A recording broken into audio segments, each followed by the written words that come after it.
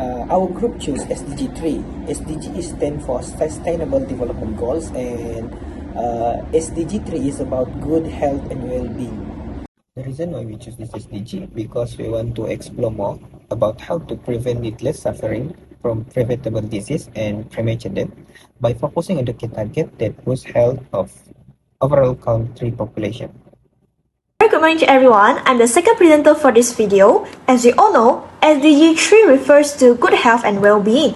So, in this video, we are going to focus on two main issues, which are COVID-19 and road traffic. The reason that we chose COVID-19 as our first focus issue because it has a profound impact on global health, economic, and daily life.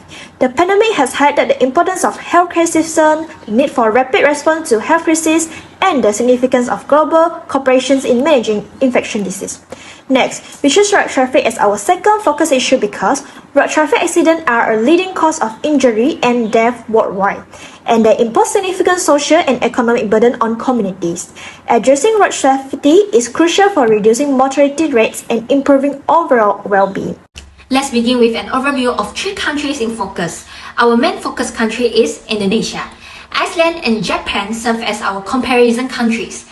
We will be present a comparative analysis of Indonesia's performance in Sustainable Development Goal 3, which focuses on good health and well-being. Specifically, we will inspect Indonesia's response to COVID-19 compared to Iceland and Indonesia's road traffic issues compared to Japan. The selection criteria for these countries were based on their population size, economic status, and SDG 3 issues. Indonesia developing country status and large population make it a critical case studies, facing unique challenges in their healthcare and road safety. Iceland's effective COVID-19 response, despite its small size, shows how well-developed healthcare system and clear public communication can control a pandemic.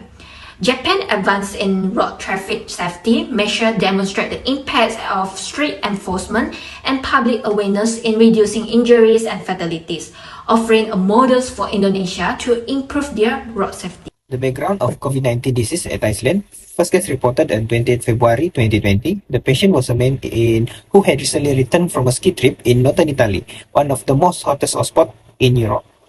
For testing and contact tracing, the government made partnership with Decode Genetic, a private biopharmaceutical company that play a crucial role that expand the testing capacity.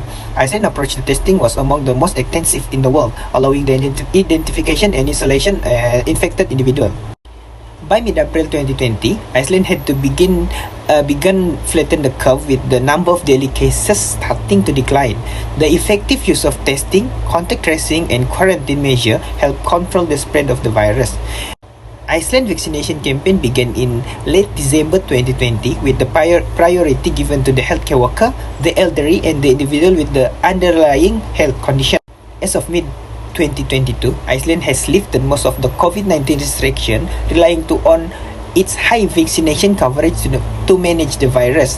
The country continues to monitor the situation closely, remaining ready to respond to the new variants.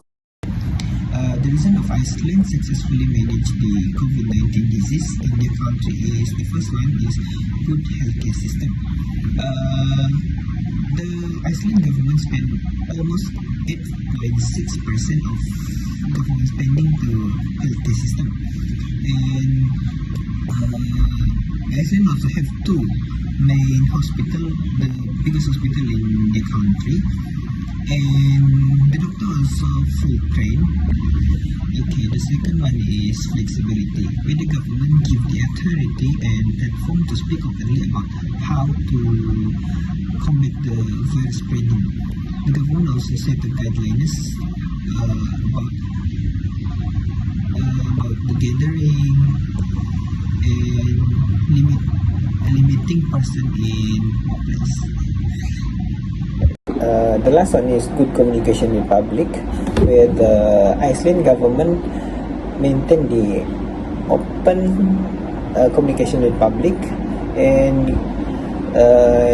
the government also always spreading the information about the COVID-19 disease. Okay, according to the World Health Organization (WHO), Iceland only have 209 503 cumulative cases from 2020 to 2024. Japan is renowned for its efficient and well-managed road traffic system, with a highly developed network of roads and highways, advanced traffic management technology, and a strong emphasis on road safety and public transportation. Japan serves as a model for effective traffic management. This makes it an ideal country for comparison when discussing road traffic issues.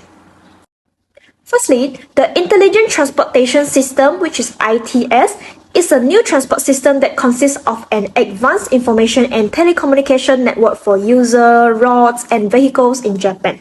It includes features such as real-time traffic information, automated toll collection, and an advanced driver assistance system.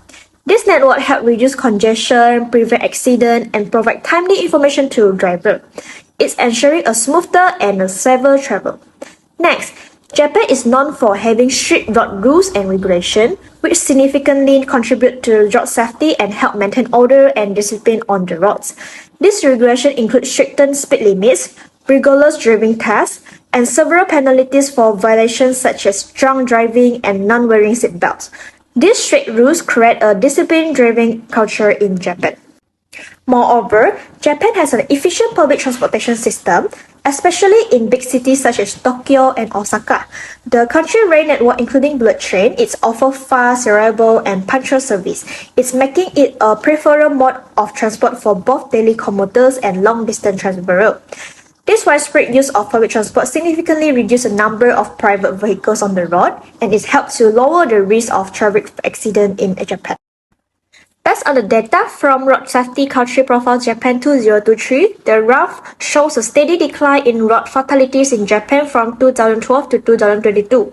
With the notable downward trend, fatalities have consistently decreased over the decade, with significant improvement in road safety. In recent years, actual fatalities were generally below the predicted trend, indicating better than expected outcome. Although there was a slight deviation above the trend line in the final year, overall, Japan has made substantial progress in reducing road fatalities.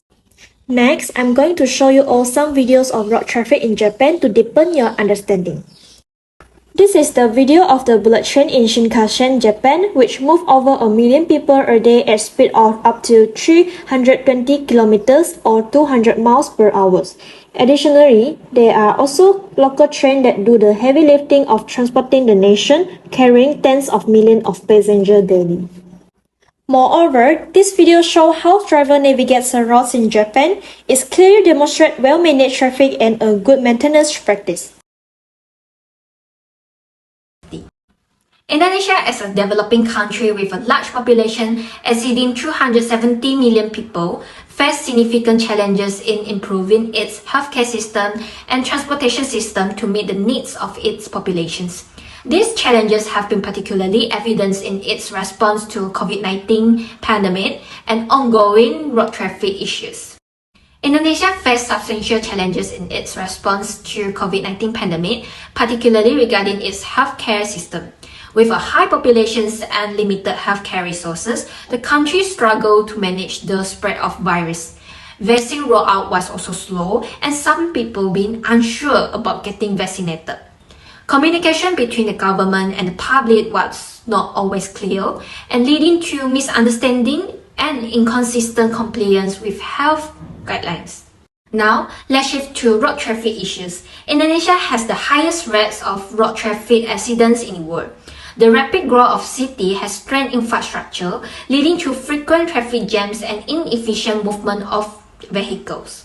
Despite having traffic laws and improving safety, enforcement is often inconsistent. Indonesia can learn valuable lessons from Iceland, particularly in its response to public health crises like COVID-19. Iceland's successful approach include strong healthcare system, widespread testing, and clear communications with public. These strategies were crucial in quickly controlling the virus spread and managing the crisis effectively. Indonesia could benefit by improving healthcare system and transparent communication.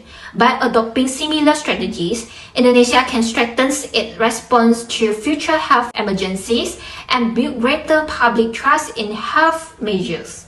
Indonesia can significantly benefit from Japan's approach to manage road traffic. Japan focused on infrastructure developments to ensure well-maintained roads and efficient traffic flows, essentials for reducing congestion and improving safety. Strict enforcement of traffic laws using advanced technologies to encourage compliance and safer driving habits. Additionally, Japan's reliable public transportation system, such as trains and buses, to avoid traffic jams. Adopting this strategy could improve road traffic safety in Indonesia and advance progress towards SDG 3 goals. In conclusion, comparing Indonesia with Iceland and Japan highlight the important role of healthcare system, communication effectiveness, and robust safety measures in achieving SDG 3. Indonesia faced challenges like limited healthcare resources and high accident rates, where lessons from Iceland's proactive healthcare response and Japan's road safety measures offer valuable insight. By adopting these strategies, Indonesia can enhance public health outcomes and road safety, advancing towards sustainable development goals effectively.